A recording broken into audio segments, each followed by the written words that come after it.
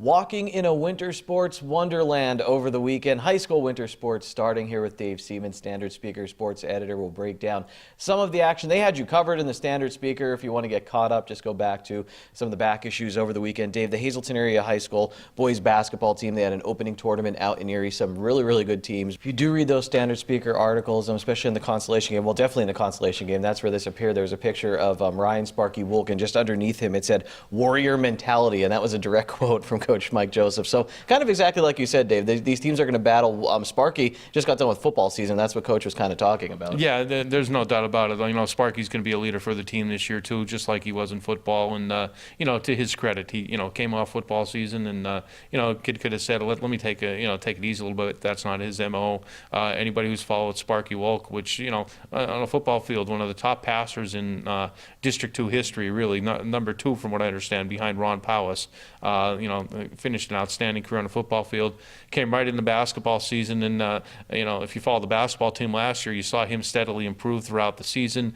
He came back this year, again, knowing that he had to be one of the leaders with all the talent that the Cougars lost last year.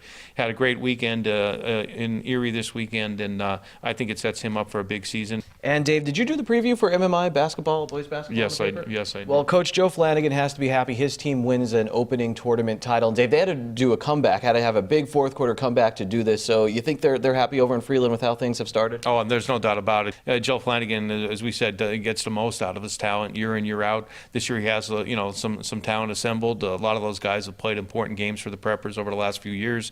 They won a district championship. People forget that they won a district championship last year. And you got Matt Marchetti, who was their leading player back this year. He's the tournament most valuable player. Marcus Kasich, another guy who's played a lot of good basketball for the Preppers. He was on the all-tournament team.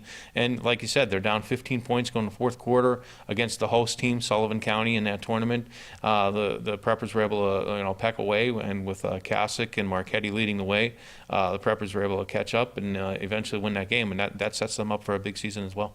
And Dave, you mentioned in the preview too, Coach Joe Flanagan talking about how every win is going to matter for MMI this season as they try to qualify for that sub-regional tournament and win another district championship. The Hazleton area girls, they split 2 games in their tip-off tournament. The Mono area girls, they won the Muncie tip-off tournament. And the Tamaqua girls, Dave, they win their tip-off tournament as well. Emma Kaczynski had a great tournament, and so did Sophia Boyle. And Dave, I talked to her recently. She plays soccer, was a key cog in the soccer team for Tamaqua this year. She's a pole vaulter, and perhaps you know some of her siblings. Morgan Boyle now throwing javelin at Coastal Carolina, and her brother Nate Boyle, big time piece of the Tamaqua area football team, winning the Schuylkill League Division I co-champions this year. Well, I spoke with her, Dave. She was actually in a cooking class, a baking class at Tamaqua Area High School. Multi-talented, like I said. She talked about her career a little bit, and she also talked about a key moment in the Lady Raiders soccer season that involved 2 basketball players.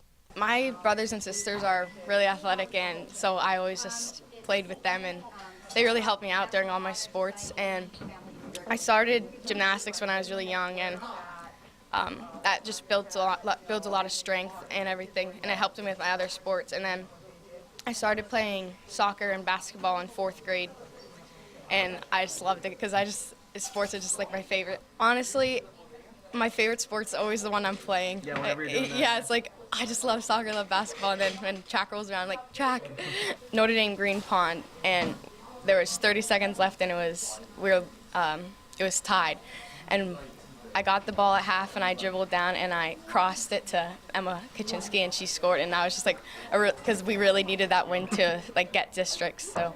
And Dave, there's a lot of talented athletes in our area, but here's 2 at Tamaqua area, and Kaczynski and Boyle, who are playing multiple sports and succeeding for Tamaqua area. Nice start to the season for the Lady Raiders, and I'm just talking about them or the Schuylkill League a little bit, Schuylkill League girls. Yeah, Tamaqua, I mean, you're not going to see much size when you see the Tamaqua girls team, but these girls have played together, it seems like forever now. They've started on the elementary level, went through junior high where they were a dynamite team, and, led by Emma Kaczynski, one of the top players in the area, one of the top athletes in the area. And Tamaqua sets itself up well for the rest of the season, too. They're going to be a contender in the Schuylkill League. Dave, the NFC East, things got interesting with the Eagles winning a few games, the Washington falling behind a little bit, and then Dallas and Philadelphia go to overtime. Dallas gets the win. They can clinch this weekend. There's no doubt Dallas is in the driver's seat right now, and the best pickup of the year by far is Amari Cooper. There's no doubt about it. Amari Cooper, Eagle fans are going going to be seeing him in their sleep. And and you give Dallas's defense credit too. I mean, their defense has played very well, maybe except for the fourth quarter. The Eagles had a couple drives on them, but